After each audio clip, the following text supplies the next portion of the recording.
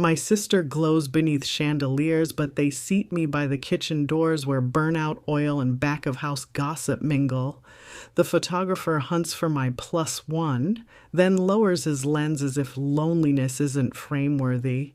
I'm seconds from slipping out when a stranger in a perfect gray suit whispers, "Pretend you're with me." The room's spotlight tilts, suddenly centering on us as if a hidden director called action. What if this impromptu role becomes my biggest debut? Dear friends, your comments mean the world to us. Like this video, and right where you are watching us from, we will be happy to send you our regards. So stay with us. Don't miss what's coming next. The first thing I noticed when I stepped into Greater Hope Baptist Reception Hall was the shine. Light bounced off every surface.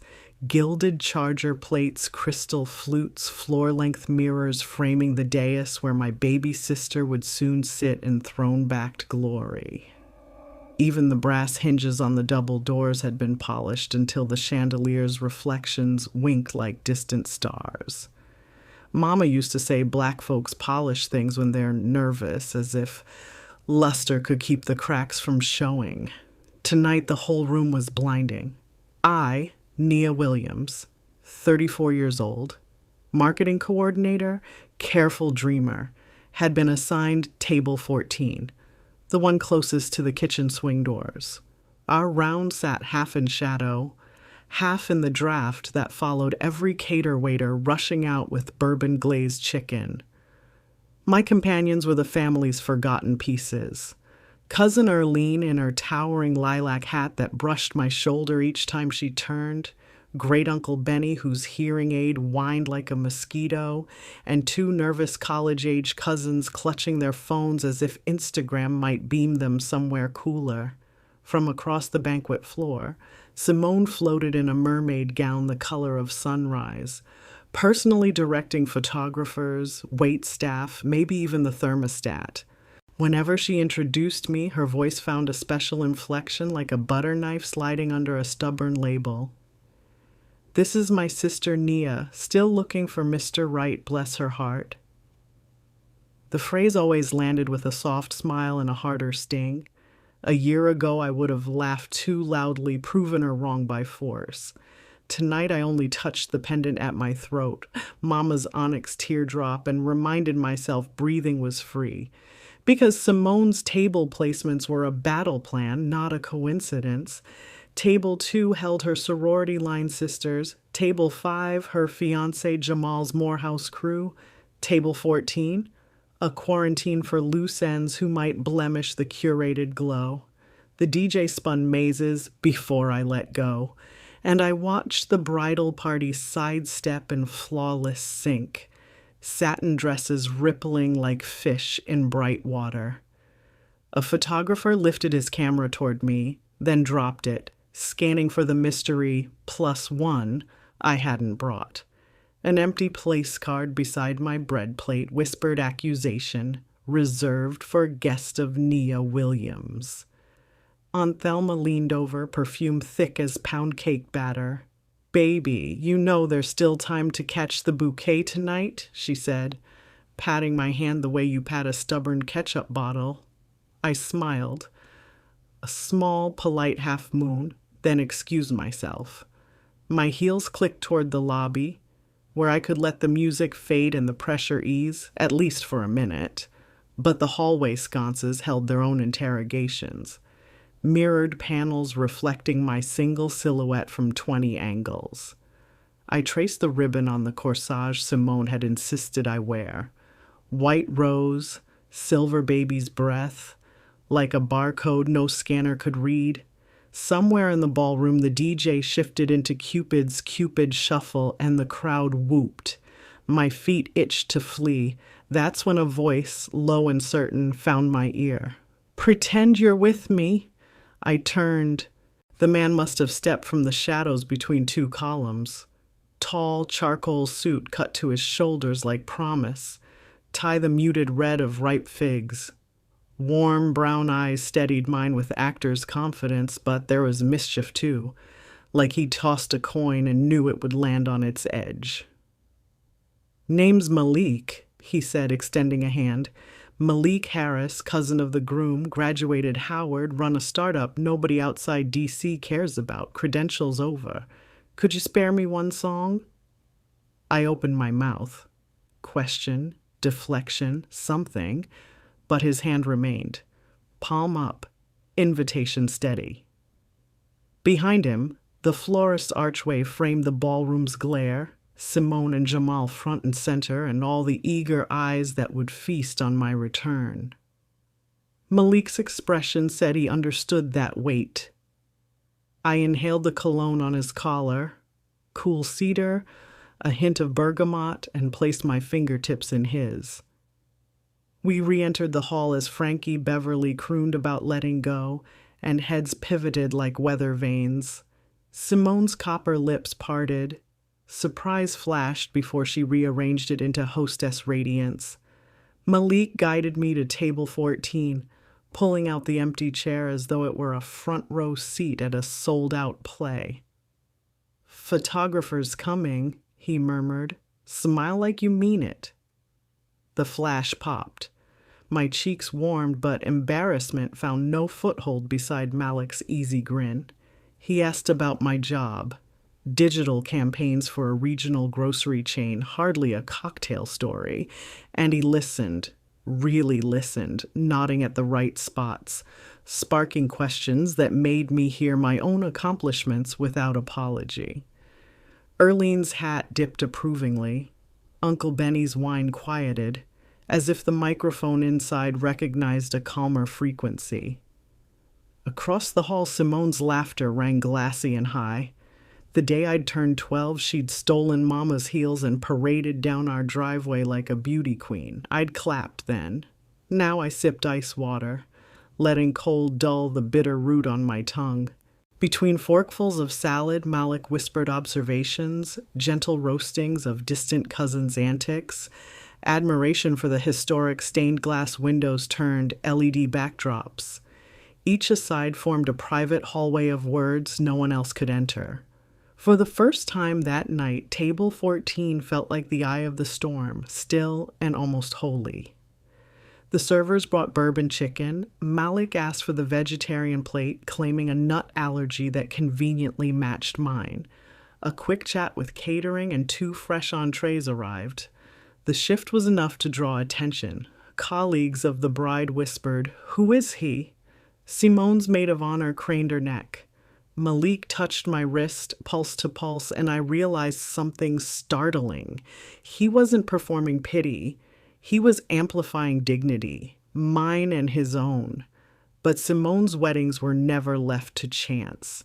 The bouquet toss loomed, and her eyes found me like searchlights scanning an escaped prisoner.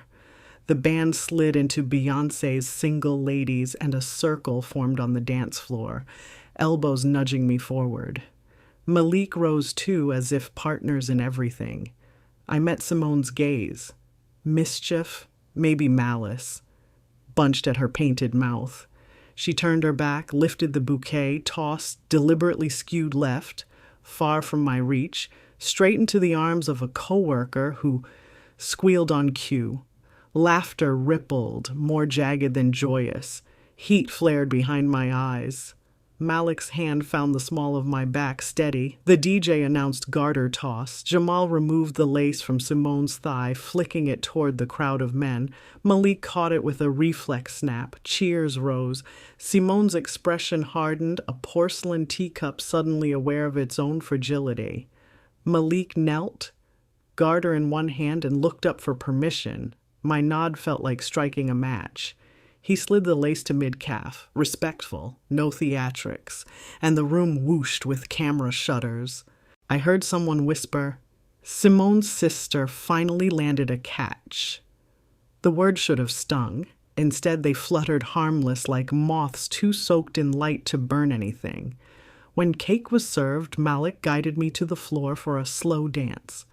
Luther Vandross's "So Amazing" poured like warm syrup from the speakers. Our sway was careful, not possessive. Under the chandelier's prism, I watched colors ripple across Malik's suit, across the onyx at my throat, and for a heartbeat, I felt weighted exactly right in my own life. If first impressions are pennies, weddings spend them fast. By the time Luther hit his last high note, Malik had invested enough interest for everyone at table 14 to believe we'd known each other since grade school. Erlene quizzed him on his church membership, St. Luke's in D.C., youth mentor on fourth Sundays, and clucked in satisfaction. Uncle Benny asked about that internet company of yours. Malik translated cloud software into engine parts until Benny grinned wide as a Buick grill. I watched this smooth choreography with equal parts awe and caution. Men had offered rescue performances before. College boyfriends who liked to play hero until curtains closed. Colleagues who flaunted me like diversity badges on LinkedIn. Malik's act felt different, partly because it never slipped into condescension. He didn't interrupt, didn't mansplain, didn't treat my singlehood like a stain. Each time conversation angled toward pity, he redirected it like a river finding gentler banks. Between courses, he leaned close. "I hope I didn't overstep," he said, eyes scanning my face for cracks. "Figured you deserved a better seat than next to the dish return." A laugh burst from me. Sharp, honest. "Trust me. You just saved Aunt Erlene from a sermon on my barren womb." He grinned, glad to be of service. Though my mother will likely ask tomorrow why I never mentioned the beautiful girlfriend in Atlanta. I felt a tug low in my chest, fear or possibility I couldn't tell. "You're assuming she'd like me. She'll love that you're not impressed by secondhand charm." His wink held a confession. He knew exactly the card he played tonight, and he respected me enough to name it. A tap on my shoulder cut our exchange. Simone stood there, bouquet absent, champagne flute glinting. Her smile was television bright, her eyes hurricane wall dark. "Sister dear," she sang, "you two look cozy. Malik, thank you for keeping Nia company." She pronounced company the way folks pronounce hand-me-down. Malik rose, stretching to full height. "Simone, right? Stunning ceremony. Your vendors executed beautifully." "Compliment delivered," he added, voice lower. "But joy shines brighter when it doesn't cast shadows on kin." The sentence slipped soft as butter but hit like hot grease. Simone's gaze flicked towards me, then away, settling on her new husband across the room. "Enjoy the rest of the evening," she said, and the click of her heels on parquet sounded like nails tapped into planks. I exhaled. "She'll chew her cheek over that for weeks." "Cheeks heal," Malik replied. "So do bruised sisters." The band switched to Earth, Wind and Fire's September, and Malik grabbed my hand, spinning me under his arm. The move startled applause from nearby guests. I felt gypsum walls inside me crack, places where years of polite endurance had hardened into unnecessary armor. Sweat beaded at my hairline, laughter spilled, surprised and free. Song segue into Rock Creek Park, and he whispered a question about my favorite spot in Atlanta. "Stone Mountain at sunrise," I answered, though I hate climbing alone. "I run the trails when I'm in town," he said. "Maybe next trip we test our cardio." "Bold to schedule a second date before the first ends," I teased. "Life rewards bold," he countered, dimples flashing. Dinner plates cleared. The DJ announced dessert on the terrace, a final chance for sunset photos. Malik offered his arm. The evening air smelled of magnolia blooms and sugar glaze. On the balcony, Simone posed with Jamal, photographers snapping. Malik lifted his phone, selfie mode, and suddenly she was in the background of our frame, forced cameo in my story. I almost felt guilty, But the lens caught something else, too. The quiet line of my shoulders no longer hunched. Back inside, servers dimmed lights, sparklers prepared for the bridal exit. Malik checked his watch. "My flight's at noon tomorrow," he murmured, "but I'd hate to leave the city without breakfast." I opened my clutch and found only a parking stub and peppermint. No pen. He produced a sleek business card, placed it palm up. Malik Harris, founder and CEO, Brightbyte Analytics, Washington, D.C., a phone number, an email, a line of embossed braille dots that spelled his name, Accessibility Agency. I traced the raised bumps, impressed. "Call me," he said, "even if it's just to confirm I'm real." "Specters don't dance September in patent shoes," I said, pocketing the card. Midnight neared. Simone and Jamal prepared to depart. Guests lined up with sparklers. I lingered near the exit. Malik joined the sparkler parade only after making sure I had my coat.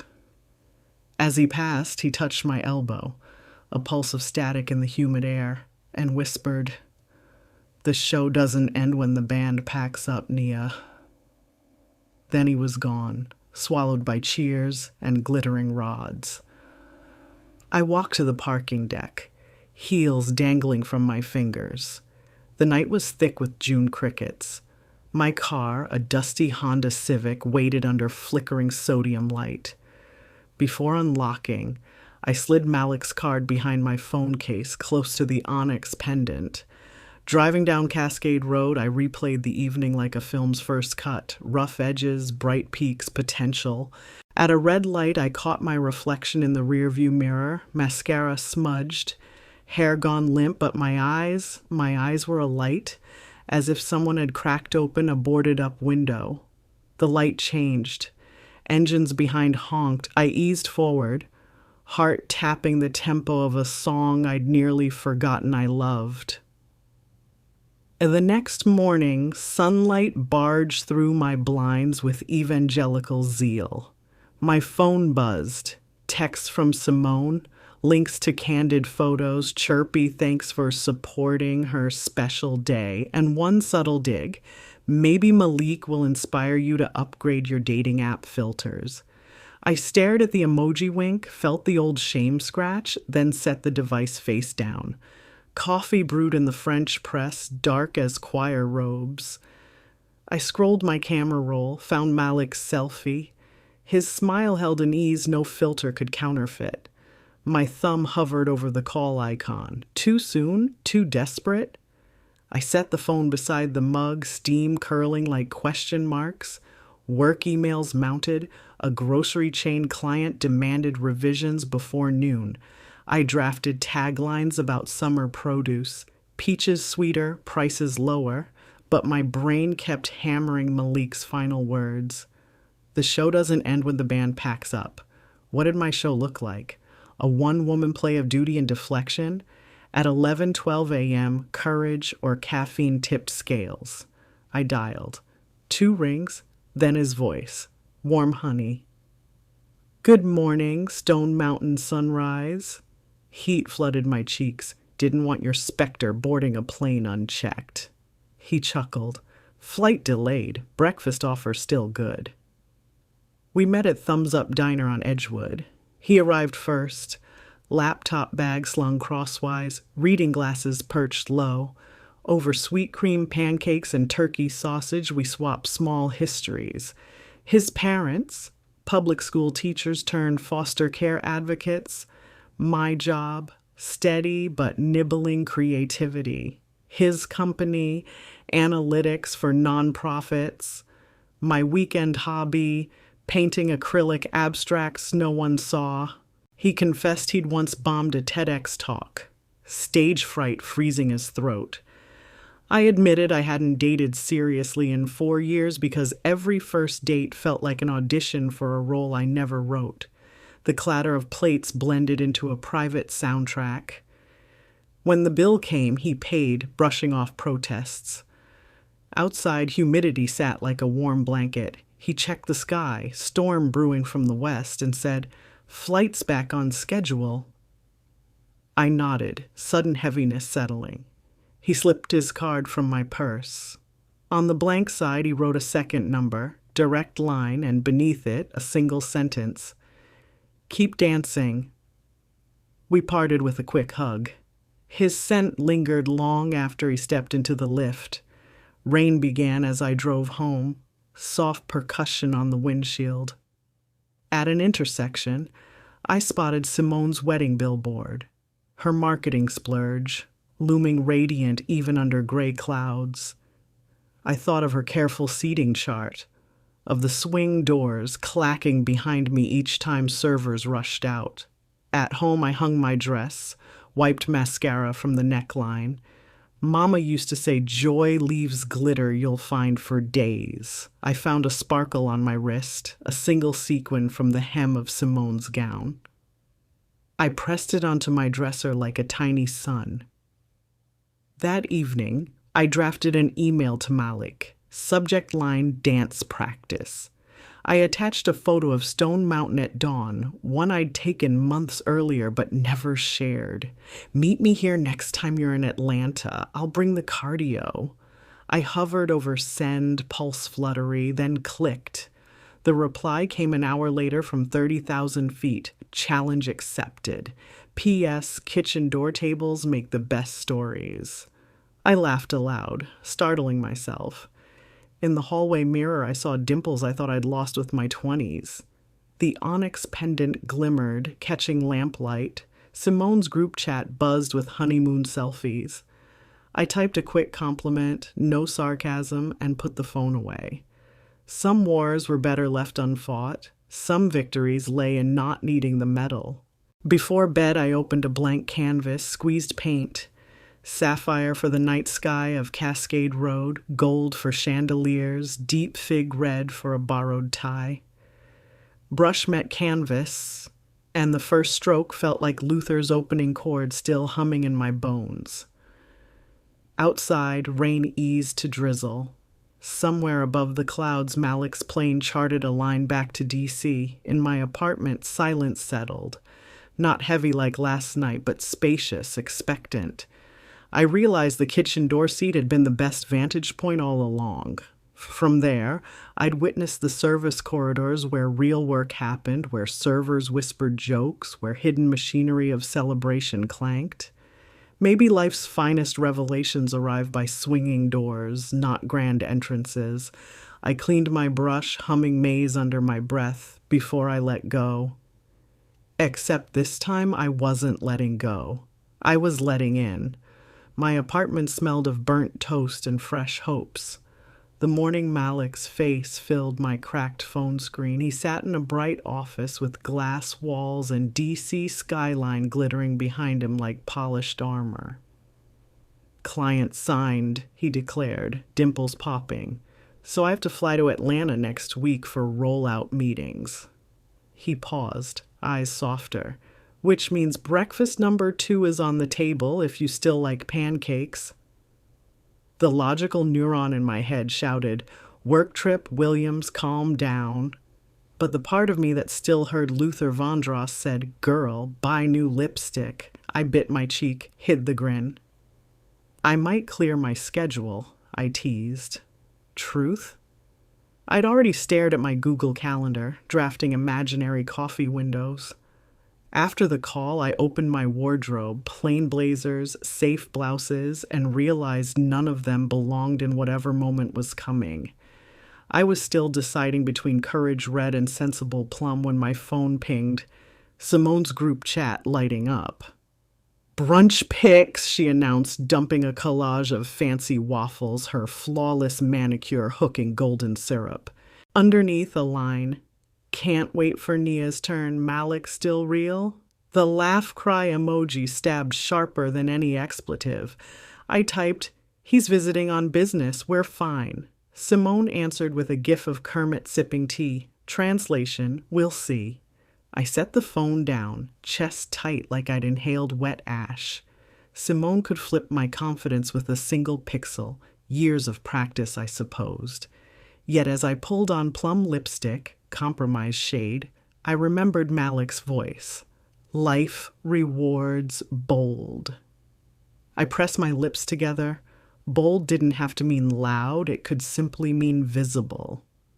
Lunch break at the agency, my coworker Delia slid a magazine across the table. Look, your sister's wedding made Atlanta bride. There was Simone in sunrise satin, Jamal kissing her temple. Below a sidebar mentioned tech entrepreneur cousin Malik Harris. I scanned, heart quickening. Article dubbed him the Venture Whisperer, estimated Breitbite's valuation in 7 figures. Delia whistled. Hook one like that and you'll retire early. The comment landed wrong, like I'd cast a net, hooked a wallet. I forced a laugh, but inside a bruise blossomed. Was everyone already penciling price tags on us? I folded the magazine, slid it back. On my afternoon coffee run, I couldn't ignore whispers of self-doubt. Maybe Simone's sly wink was half-truth. Maybe Malik's world saw mine as a dowry of quiet desperation. Marketing salary, modest apartment, a family that called singleness a hiccup. Not exactly Forbes material. That night, Mama phoned from Birmingham where she'd moved after Daddy passed. She'd seen Simone's brunch posts. Baby, your sister says this young man is some high roller, she ventured, voice gentle and wary. The subtext, don't let your heart write checks. Hardship can't cash. I promised her I had both feet on the ground. Only later, washing dishes, did a confession slip out. But Mama, he makes it feel like flying is possible. The plate nearly slipped from my soapy fingers. Because saying it aloud made it real, and real things can break. Saturday arrived slick with July heat. Air-conditioned grocery aisles felt like cathedrals of cool blessing. I was bent over avocados, firm but forgiving, when my phone blew up again. Simone's number flashed, but I let it ride to voicemail. Wedding residue was already giving heartburn.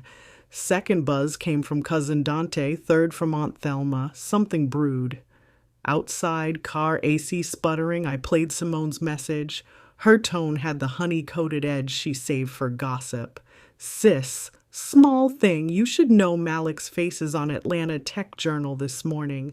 Article says he's courting investors for a Series B round. Hope you're not one of them. Love ya. I Googled at a red light. There it was. Breitbite Eyes, $15 million expansion. Photo of Malik shaking hands with some venture capitalist in Midtown. My stomach flipped. Not at the money, but at the headline's insinuation. Expansion often meant relocations, late nights, priorities reshuffled like cards. Comments below speculated on IPO dates. One questioned whether Breitbite overpromised security compliance. Nothing scandalous, yet each line felt like a leaf of doubt pasted to my windshield. I arrived home to find a box on my doorstep, courier label from D.C. Inside, a leather-bound notebook embossed with my initials and a note, for painting ideas between dances. See you Thursday. M. My pulse skittered. He remembered my hobby. But Simone's voice hissed. Investors courting. The phrase soured admiration into caution.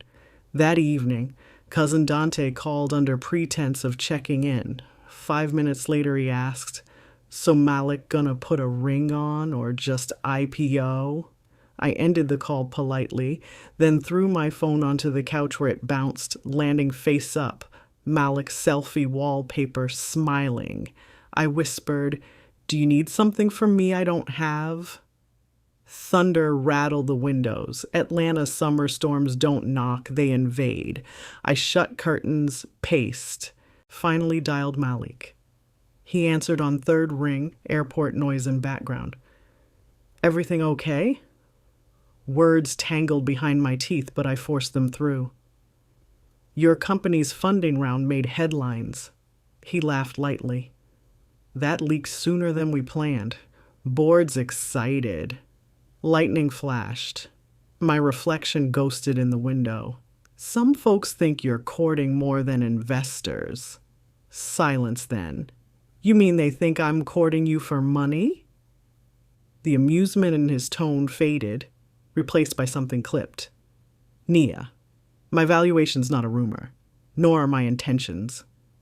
Rain hammered roof. My voice came small. Family can be loud. He inhaled, long, steady. Families amplify our quiet fears, but let's not let their echo write our script. He softened. I want to talk when I land. In person, no rumors. Call ended. Storm outside mirrored one inside. I brewed chamomile, though calm felt distant.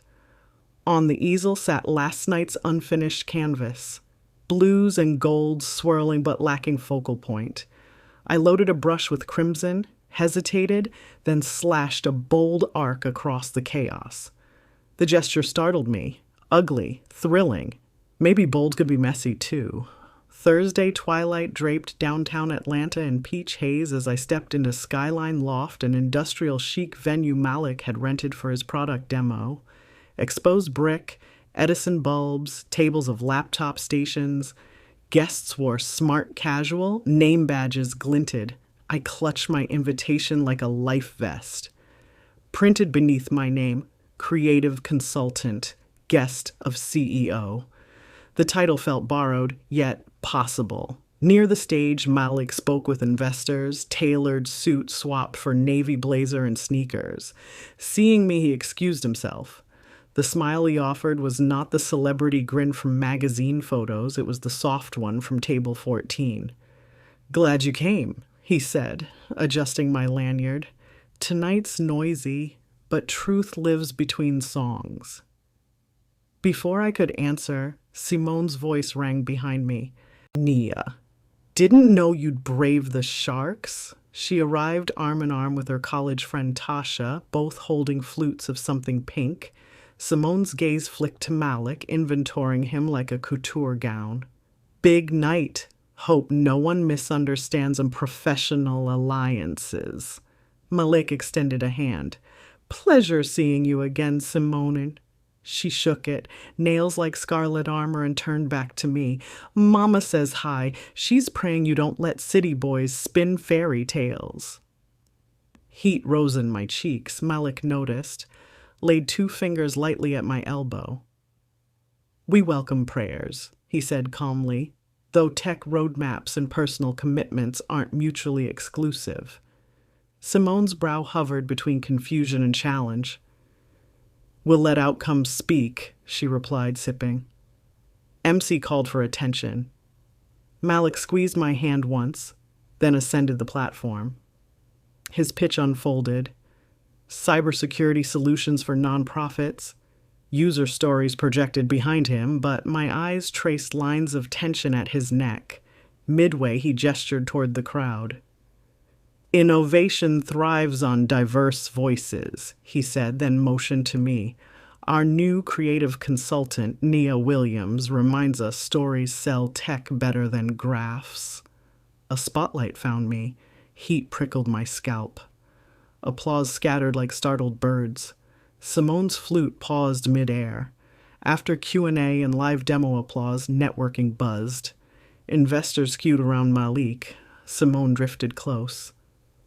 Well, look at you, she murmured. Consultant now? When did that happen?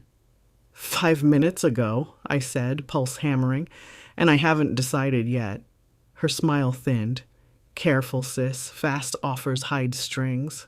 I steadied. Sometimes they hide faith. She tilted her head as if seeing a stranger in my skin. We'll talk later. She melted into the crowd. Malik rejoined, eyes searching. You good? I'm visible, he laughed softly. Visibility suits you. He pulled a key from his pocket, hotel suite key card. Dinner after this. Doors open, lights on. No secrets. I traced the embossed numbers. My kitchen door life felt miles away from this rooftop hum, but I remembered the crimson streak on my canvas. Unapologetic. Lead the way, I said. Outside, July air had cooled. Thunderstorm swept clean. Simone exited moments after, Jamal steadying her elbow. Our eyes locked. I lifted my chin, not defiant, simply present. She didn't smile, but she didn't sneer. Progress, perhaps. Malik hailed a rideshare.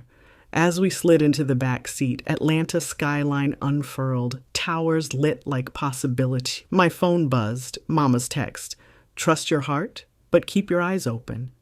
I typed back, eyes wide, heart wider. Malik glanced over. Everything okay? Better than okay. I slipped the key card into my clutch beside the leather notebook, ready for Act 2. He took my hand. No flashbulbs, no family choir, just street lights strobing promises across the windshield. And somewhere beyond the glass, a new seating chart waited. One I might design myself, far from the kitchen doors.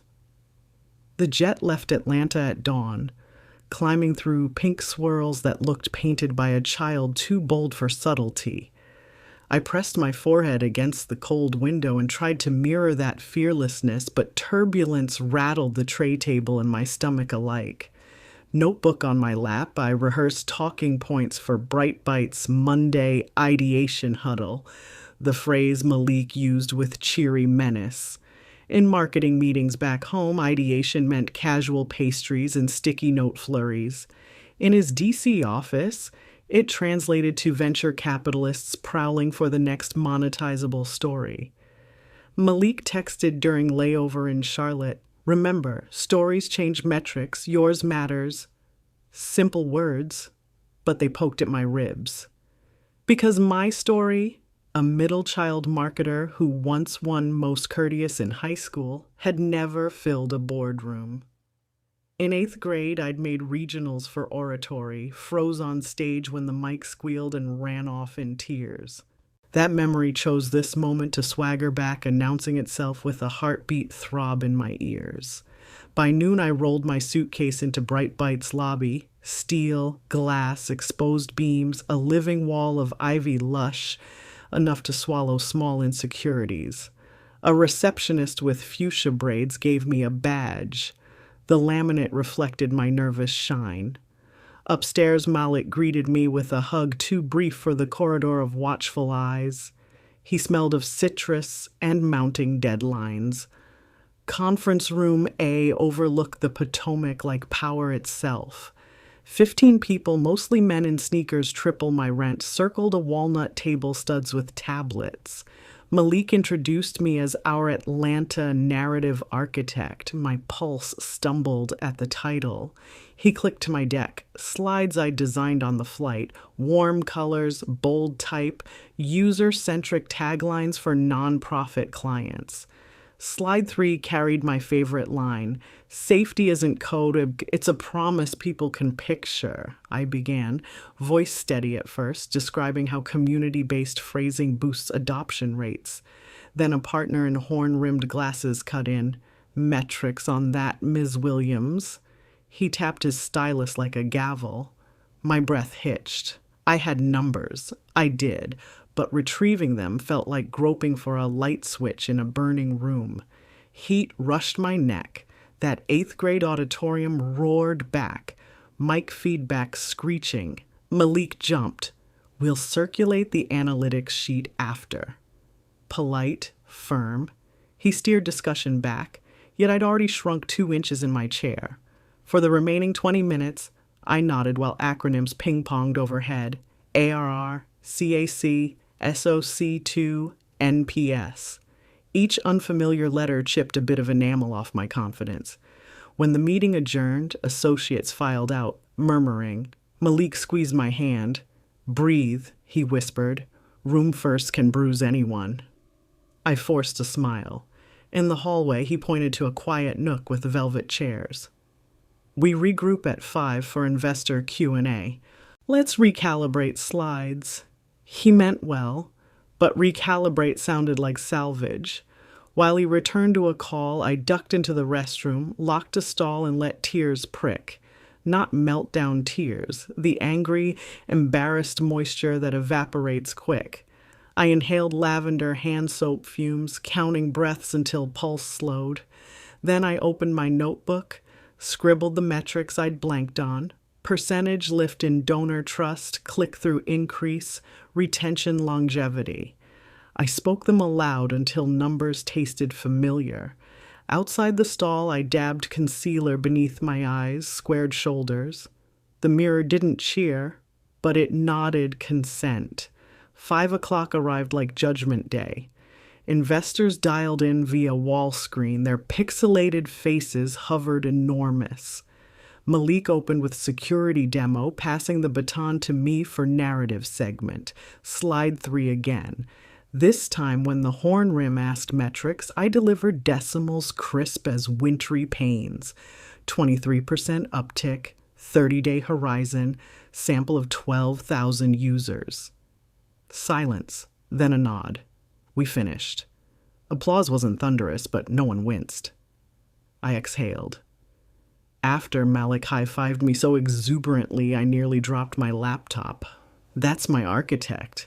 But while he chatted with board advisors, I noticed whispers near the glass wall. 2 analysts trading phone screens frowning. A notification popped on my own phone. Atlanta Insider Tech tweeted, "Hearing Breitbite rushed non-compliant copywriter into investor pitch. Who is Nia WMKT?" Attached. Blurry photo of me in the hallway. My stomach cratered. Under tweet, a thread questioned my credentials, suggested nepotism via romance, tagged Simone's wedding pics. Heat left my limbs. I glanced at Malik. He read a similar alert, jaw tightening. We excused ourselves to a side office. He showed me his screen, same rumors plus internal Slack message leak citing creative hire unsanctioned. "Someone's feeding them," he muttered. I thought of Simone's cryptic warnings, the new account that had DM'd me last night. "Hope DC treats you gently, sis." But suspicion felt traitorous. "Give me a sec," he said, fingers flying over keyboard. I watched lines of code summon log audits, trace IPs. 30 minutes later, he faced me, grim. The social leak came from an Atlanta ISP tied to a Jamal Bates residence. Your brother-in-law. The room tilted. Simone. My pulse thudded betrayal and dread. Family had breached the walls I was still learning to build. Night in D.C. clung heavy as a quilt soaked in July sweat. Malik suggested we walk, fresh air, pastry therapy. We ended at Ben's Chili Bowl long after tourists dwindled, neon sign humming nostalgia. Inside, smells of spice and scorched onions wrapped us. He ordered sweet cream pie slices and 2 iced teas sliding into a vinyl booth. Words jumbled at my lips, apologies not owed, anger not shaped. He spoke first. "Your sister's husband runs Synergy Consulting for some seed funds. If Breitbite's valuation dips, his firm benefits." He forked pie, untouched. "It explains the anonymous Slack tip, the tweets." I swallowed. "Simone thinks she's protecting me. She assumes men with money can't love women without." Malik leaned back, eyes tired. My world fosters that cynicism, but I'm still allowed sincerity. He took my hand across Formica. "Question is, do we let them set our narrative?" Lightning flickered outside. Summer heat stirring storms on both horizons. I drew my hand back, sudden ache rising. "It's not just about them." In that room today, I froze. Maybe Simone's right. Maybe I don't belong in polished glass cities. My voice cracked like worn vinyl. He softened. "Belonging isn't a pass granted. It's ground we claim." He hesitated. "Remember I said stories matter? Our product needs translators. Investors listen to folks who convert code into human stakes. That's you." My laugh sounded brittle. "Translators who choke?" "You recalibrated." He tapped his temple. "That's resilience." Outside, thunder rolled. The diner's old AC rattled. Tension grew like condensation on tea glasses. Malik sighed. "Still, I should have shielded you. Vetting internal channels is my job." Anger pricked me. at him, at Simone, at systems that made shielding necessary. I don't need a shield. I need a partnership. His eyes flashed surprise, then admiration. Noted, he said quietly. We ate in silence a while, spoons carving pastry until plates gleamed. When Bill arrived, he slid his card. I laid mine atop. Go halves. Nia. Partnership, I repeated. He released a breath, nodding. The cashier split charges. It felt small yet seismic, proof I could stand my portion of weight. Rain had begun when we stepped onto U Street, warm drizzle bejeweling street lamps. Malik hailed a rideshare. We waited beneath an awning. He brushed raindrops from my sleeve. Come back in August for product launch? He asked. We'll draft a storyline that leaves no room for rumor. I searched his face. Sincerity, fatigue, hope twined like vines. Only if we co-sign every slide, I said. He smiled. Deal. Our ride arrived. He held the door. In the rear-view reflection, lightning scored the sky behind us, but inside the car, quiet felt earned, not awkward. At my hotel, he walked me to the elevator bank. No paparazzi, just humming vending machines. He kissed my forehead, lingered. Let the noise fade, Nia. Upstairs, city lights painted braille on blackout curtains. I opened laptop, drafted an outline for a community-focused campaign. User interviews, donor stories, metrics footnoted. Titled the deck, Kitchen Door to Boardroom. At 2 a.m., I shut the screen. Exhaustion warm. Simone's late text blinked unread. I let it. Sleep came in pockets, stitched with dreams of roaring faucets I couldn't turn off. Yet morning brought resolve sharper than espresso. I packed, leaving space for new roles.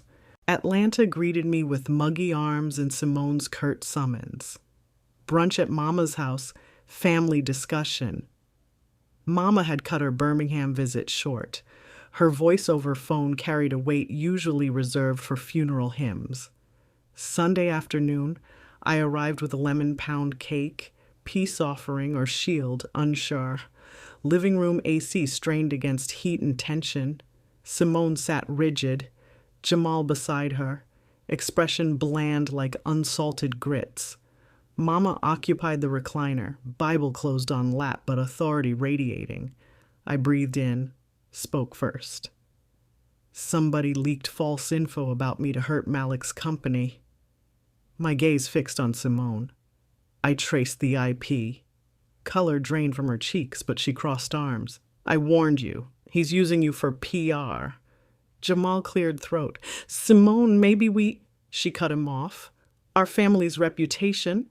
Mama's hand rose. Silence fell like sanctuary doors slammed shut. Simone Patrice Bates, she said, voice soft, yet seismic.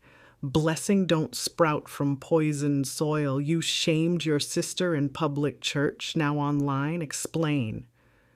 Tears swelled in Simone's eyes, surprising me. I was protecting her.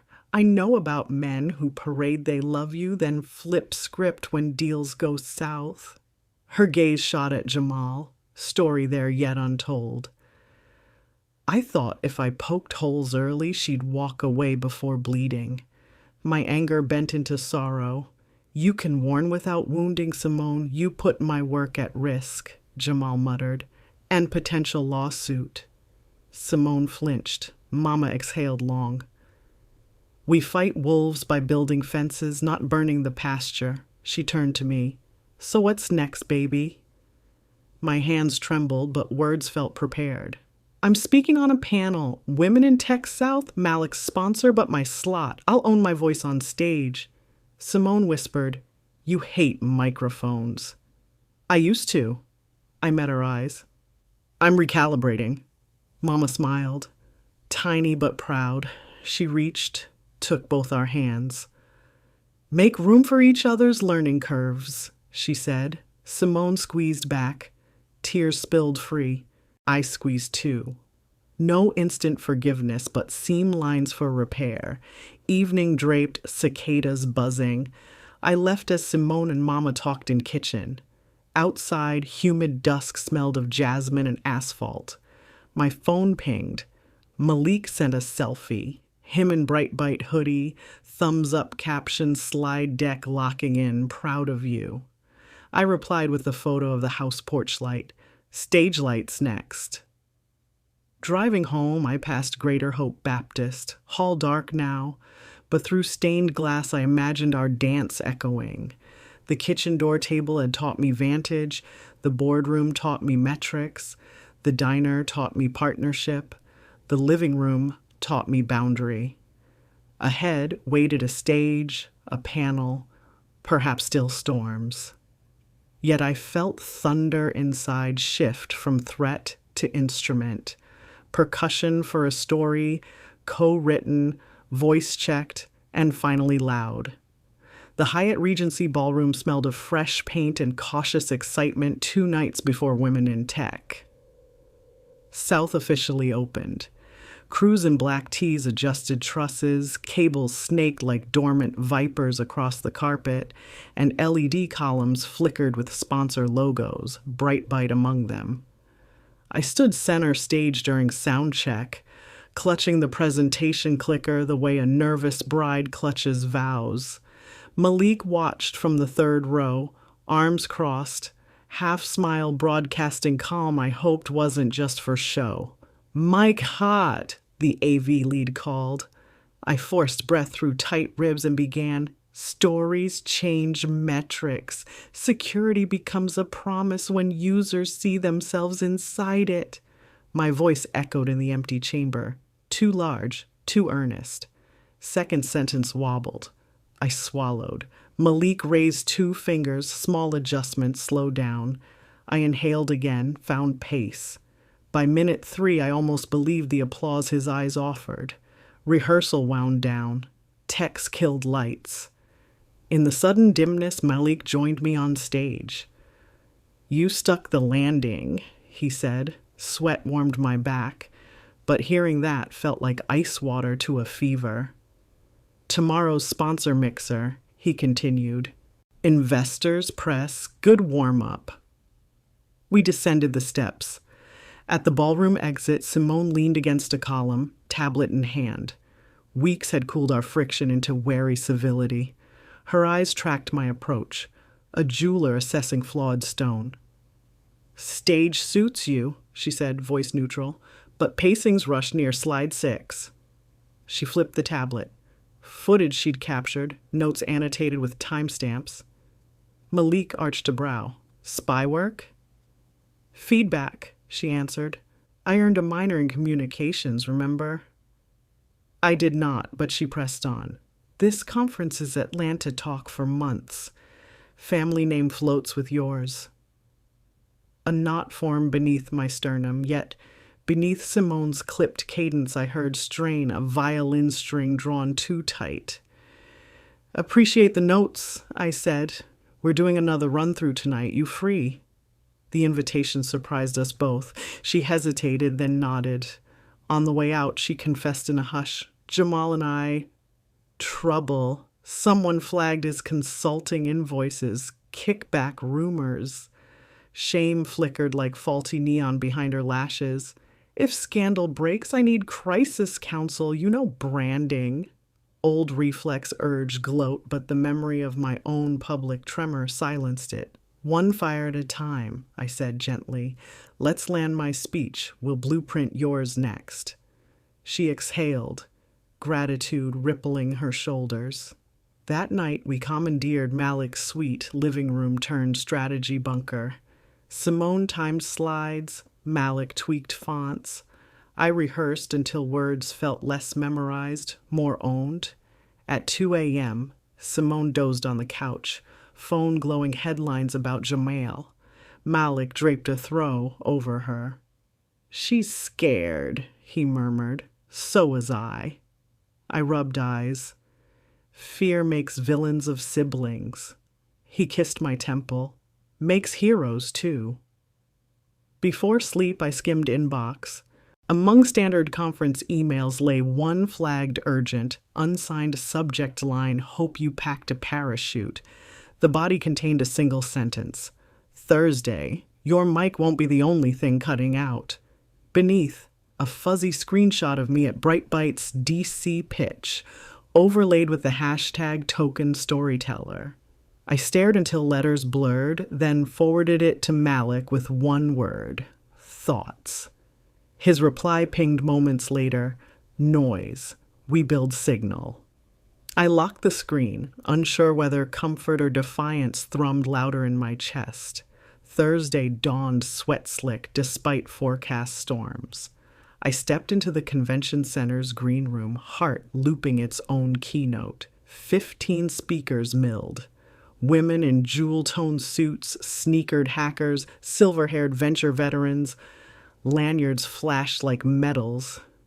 Backstage coordinator handed me a show flow sheet. I was third, sandwiched between a Google director and a 19-year-old prodigy with neon box braids. Good company. Terrifying precedent. I texted Malik, "In the tunnel." He answered with a gif of Serena Williams pounding chest, battle mode. 10 minutes before go time, Simone appeared, pressed navy dress, crisis temporarily shelved. She adjusted my lapel mic, thumb brushing wire. "Breathe from diaphragm," she coached, softer than I'd ever heard. I covered her hand. "Thank you." She blinked fast, mascara perilously wet. Crowd hush rippled as lights dimmed. First speaker crushed it. AI bias standing O. Second charmed with jokes. My turn. Stage manager counted down with fingers. I stepped through the curtain into a sea of faces, some glowing phone screens, live stream rolling. Spotlight heat kissed my forehead. Slide 1. Childhood photo of me at kitchen table, mama braiding my hair while I clicked a battered Dell. "Security," I began, "started in our kitchen. Screen door lock, daddy fixed each spring." Laughter, nods. Slide 2, stats. My pace steady, voice riding air like a bike I'd finally outgrown training wheels on. Halfway slide 6, metrics projector flickered. Screen went black, murmur rippled. My throat tightened, but I exhaled. "Funny," I said into silence. "How we trust bright screens more than our own memory." Nervous chuckles. I continued from heart. Quoting numbers, Simone drilled. 23% donor lift, 30-day retention. The mic sputtered twice, feedback squeal, then died. Gasps. Adrenaline surged. I recalled 8th grade horror, but this time I walked into it. "If you still hear me, raise your phones." My bare voice carried. Rows of devices lifted, flashlights illuminating hall. "There," I said louder. "Redundancy. Communities are backup batteries. When a system fails," I tapped my dead lapel. "People hold light." Applause swelled. Tech rushed to fix mic. I waved them off. "Text the first woman who mentored you," I instructed audience. "Tell her she's your security patch." Phones glowed, thumbs flew, the hall buzzed. Hive of connection. I concluded amidst soft chimes of delivered messages. Standing ovation crashed like surf. Backstage organizer shouted over roar. "Your session just went viral. Stream spiked." Simone met me at curtain, eyes shining waterfalls. "Kitchen door to boardroom indeed," she whispered. In green room, Malik appeared breathless, watching on monitor. He framed my face with his hands, forehead to forehead. "You didn't need slides," he said. "You are the story." Phone pinged incessant. Hashtags around kitchen door, com power outage speech trending. But beneath triumph, dread flickered. Anonymous warning had predicted technical sabotage. Coincidence? Jamal, competitor? For now, backstage cheers drowned questions. Evening gala at rooftop terrace glittered string lights. Investors cornered Malik, praising synergy of narrative and product. The largest, Penn West Partners announced on stage they'd uphold their $15 million commitment. Applause again, flashes, champagne. Malik pulled me aside, pressed envelope into my palm. Offer letter, director of story architecture, salary triple Atlanta job. Breath left me. No rush, he said. Just foundation if you want to build here. Eyes asked bigger question. I kissed him under fairy lights, answer pending but leaning brave. 24 hours later, family convened in Simone's living room. Again, storm clouds mirrored mood. Mama presided, Bible open. Simone paced, phone buzzing with alerts. Local news leaked Jamal's firm under state audit. Jamal sat hollow-eyed. I perched on ottoman. Malik beside me. Silence stretched until Simone inhaled ragged. I did it, she confessed. The leaks, the hashtags, I thought if investors doubted you too, Nia would bail before heartbreak.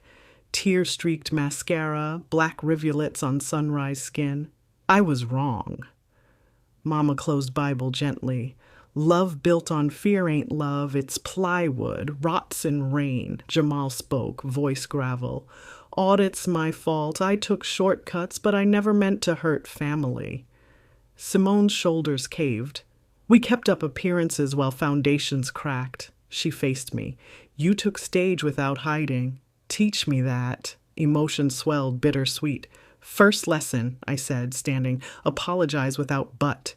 She swallowed. I'm sorry. Simple, clean. I nodded, tears blurring her edges. We hugged, stiff, then melting, years of sibling static discharging at last. Malik cleared throat.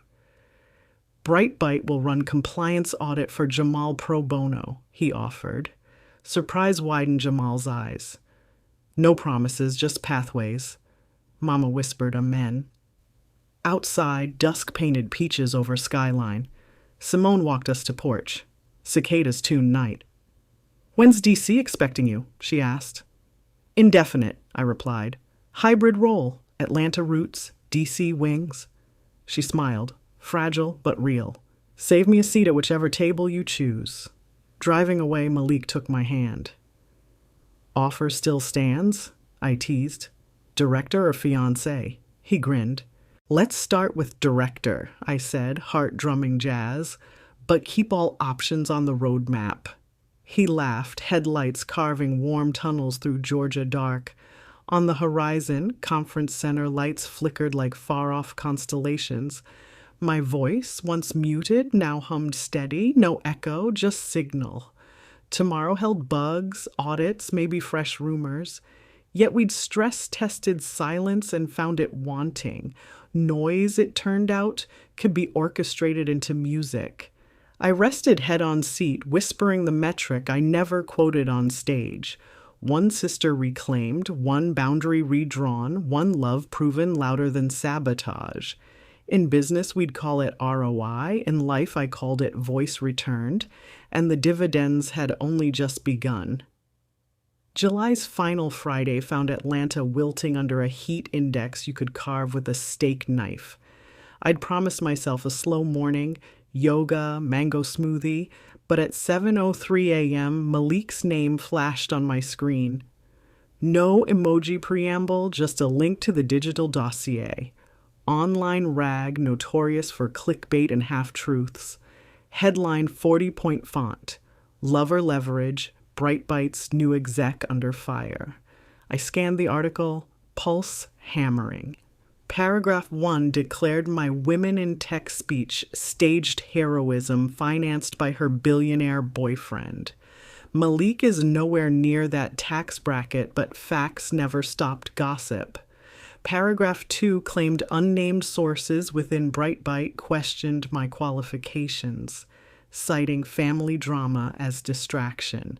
2 photos accompanied me and Malik in the Hyatt green room. Simone must have taken it while timing slides, and a grainy shot of our forehead-to-forehead moment backstage. Cropped tight, it looked more clandestine than celebratory. The caption read, corporate romance or strategic ladder. Malik's follow-up text, will issue statement. Your call on timing. I thumbed back. Let me breathe. We'll circle by 10. But breathing felt like sipping air through a coffee stirrer. Downstairs, Simone was already at my door, strawberry frappuccino in one hand, tablet in the other. Divorce filings had drawn her cheeks hollow, but purpose sharpened them today. I saw, she said without hello. Jamal's ex-colleague runs that site. I can anticipate their next move. I stepped aside. Our unspoken armistice pivoted into alliance. Kitchen table littered with sticky notes, bullet lists, potential rebuttals. Simone's PR muscle memory clicked into gear. Her stylist slashed rumors like a fencer. They thrive on silence, she muttered. Starve them publicly, feed them privately, they double down. We need sunlight. Mama called from Birmingham. 3 rings, voicemail. Psalm 37, baby. He shall bring forth thy righteousness as the light.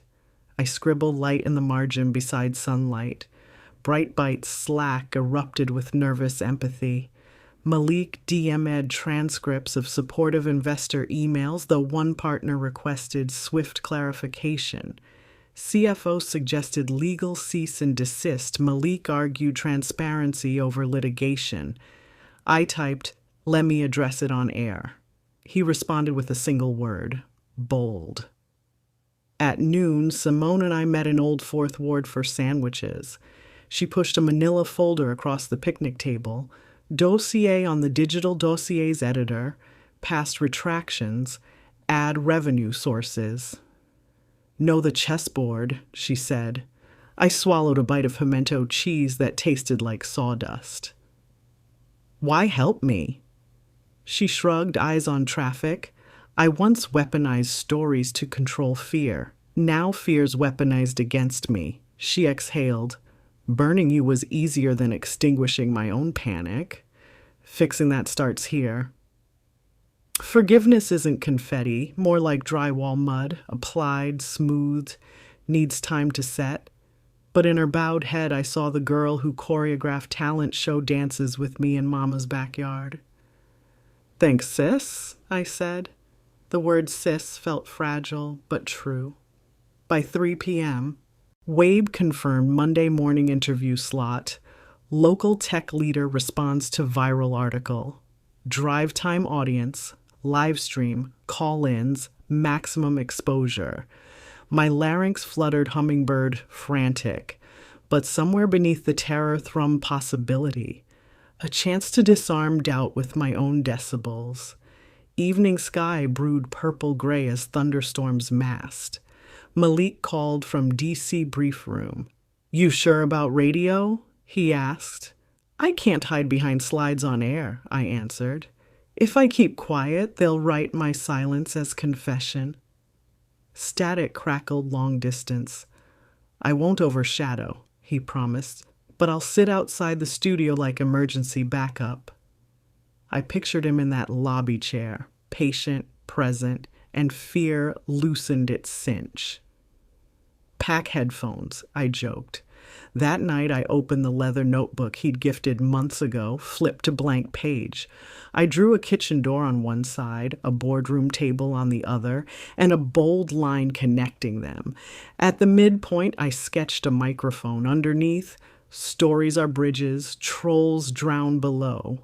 Monday dawned peach and gold over Peachtree Street, humidity steaming asphalt into mirage. Simone chauffeured, gospel playlist low to keep nerves from hard spiking.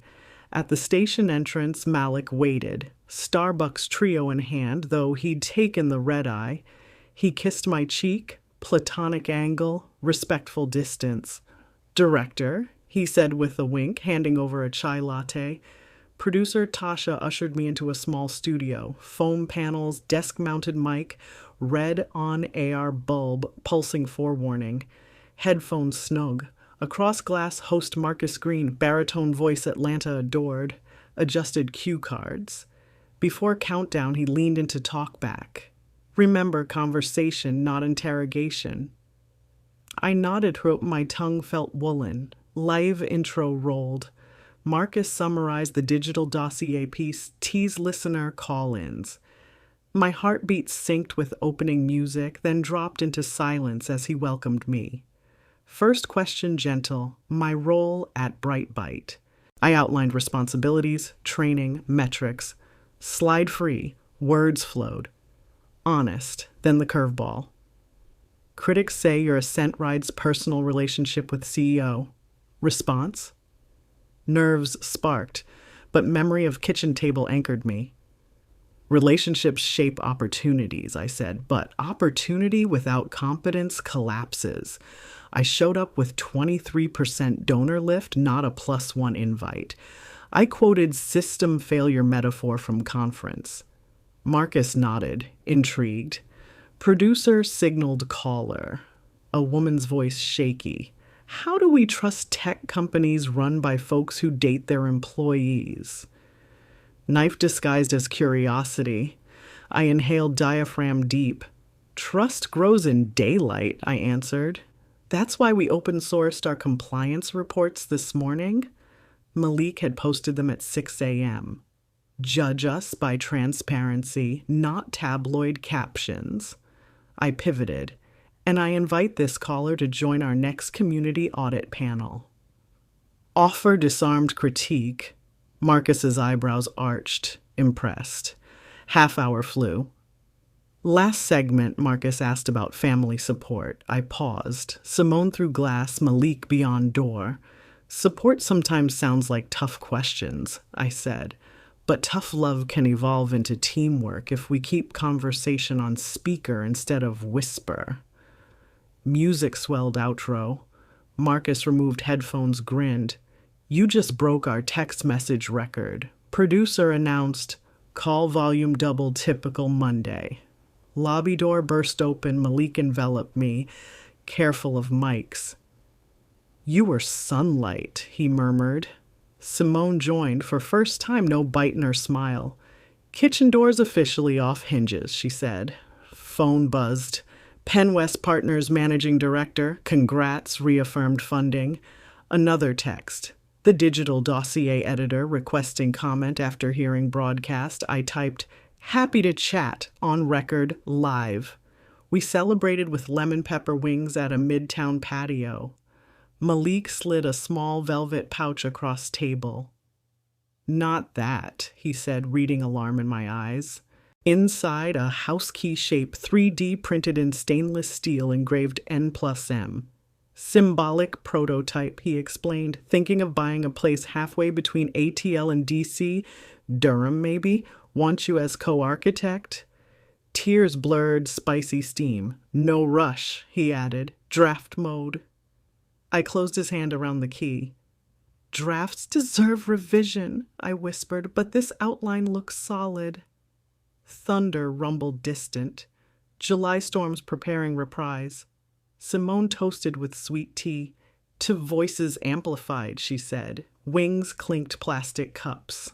August 1st Sunday Mama arrived with peach cobbler and blessings. We gathered in Simone's backyard. Picnic lights strung, folding table groaning with potluck grace. Mac and cheese, collards, vegan lasagna, Malik's contribution. Jamal absent, court dates ahead. But his shadow didn't darken evening. Children from church played tag around azalea bushes. After Grace Mama raised a glass of lemonade. Tonight we eat under open sky, 'cause no roof can hold every story we got. Laughter sailed. During dessert, Malik unveiled our purchase. Reclaimed oak kitchen table from an antique salvage, top scarred with history. First joint investment, he announced. Simone ran fingers along grooves. Looks like it witnessed arguments and makeups. Malik winked. Perfect for us, then. We carried it into Nia's dining room, soon to be our dining room until Durham plans matured. Screws tightened, legs steadied, Simone placed centerpiece. Bouquet of sunflowers, their heads unapologetically large. Later, patio quieted, cicadas droned. Mama and Simone washed dishes inside. Malik and I sat at new table, night breeze sneaking through screen door. He traced my palm. Engagement next fiscal year? He teased. I smiled. Let's finish due diligence. He laughed, then grew serious. Earlier offer still stands, every slide co-signed. Same for me, I said. Every silence negotiated. We toasted with cobbler crumbs. Above downtown, Bright Bites launch event tested drone light display, tiny LED drones arranging letters over skyline. From Simone's yard, they looked like blinking constellations. Slowly, they formed words. Story is power. Children squealed. Mama stepped outside, eyes reflecting lights. I rested my head on Malik's shoulder. Tomorrow we prototype again. Story sprint, he agreed, but right now, the hum of night, smell of peaches, chair legs scraped into new grooves was enough. I closed my eyes, memorizing sound, different voices overlapping, none eclipsing the others. For years, I'd believed quiet kept me safe. Tonight, I understood that shared volume properly mixed could be sanctuary, too. Somewhere, a train horn blew, low and hopeful. Malik squeezed my hand. The table beneath us, old wood, new screws, creaked. Not from weakness, but from settling into purpose. So were we. The drones dispersed, word complete, leaving ordinary stars behind.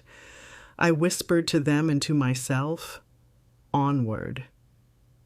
The story, like the sky, had room for more chapters than fear ever forecast.